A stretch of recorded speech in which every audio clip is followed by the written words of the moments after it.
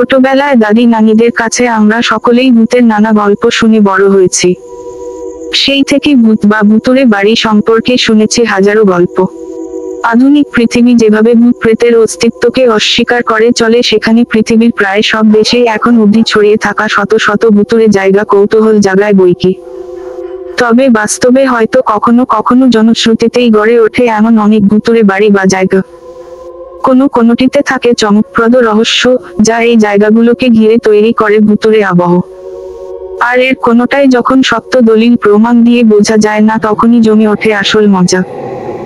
এই রকমই কিছু জায়গা কিন্তু বাংলাদেশের নানা প্রান্তেও ছড়িয়ে ছিটিয়ে আছে, যা নিয়ে গা ছমছমে গালগল্প চলে এই স্যাটেলাইট আর ইন্টারনেটের যুগেও।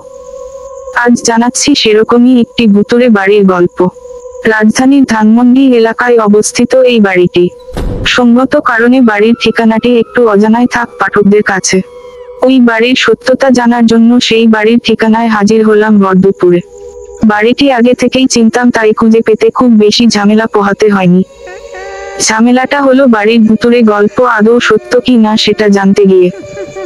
বাড়ির পাশের চায়ের দোকানের মামা থেকে শুরু করে বাড়ির দারোয়ানের প্রতিটি কথায় ছিল রহস্য।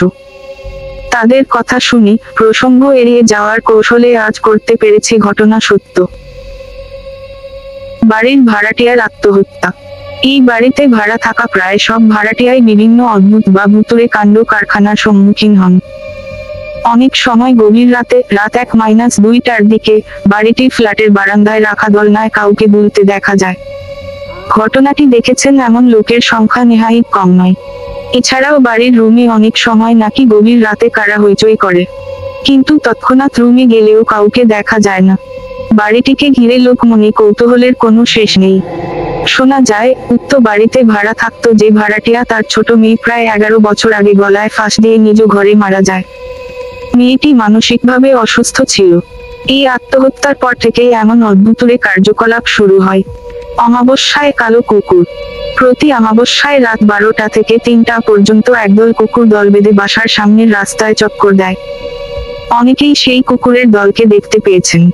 এটা আর নতুন কি, কিন্তু আশ্চর্যের ব্যাপার হলো তারা শুধুমাত্র অমাবস্যার রাতেই উপস্থিত হয় এবং সারা মাসে তাদের আর দেখা যায় না।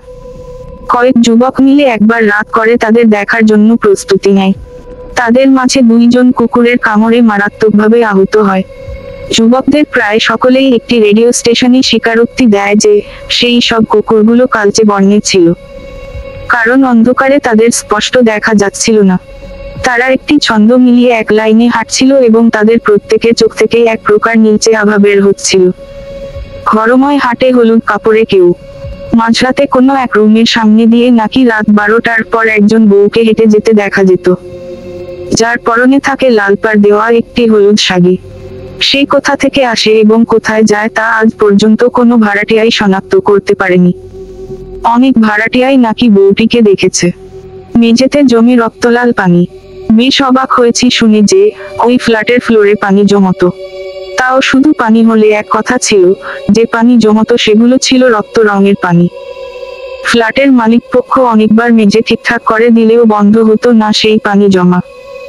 শুধু মেঝেতে পানি জমা সমস্যাই নয়, ছিল বিদ্যুৎ বিভ্রাটের সমস্যাও। এতক্ষণ যে বাড়ি নিয়ে এত গল্প হলো, সেই বাড়ির প্রতিটি ফ্ল্যাটে কিন্তু এমন ঘটনা ঘটে না, ঘটছে শুধুমাত্র একটি ফ্ল্যাটকে ঘিরে। সেই ফ্ল্যাটে এখন আর কোনো ভাড়াটিয়া থাকে না। মালিকপক্ষও এখন আর সেই ফ্ল্যাট ভাড়া দেন না। শেষে সেই বাড়ির দারোয়ানের একটি কথা দিয়ে শেষ করছি, ভূত মানতে গেলে দেখা যাবে আপনার সাথেও ভূত আছে। কথা শুনে মনে মনে হেসেছিলাম। রাস্তায় যেতে যেতে যেমন ভেবেছি, ঠিক লিখতে লিখতেও তেমনটাই ভাবছি, সত্যি আমার সাথেও কি তাহলে ভূত আছে?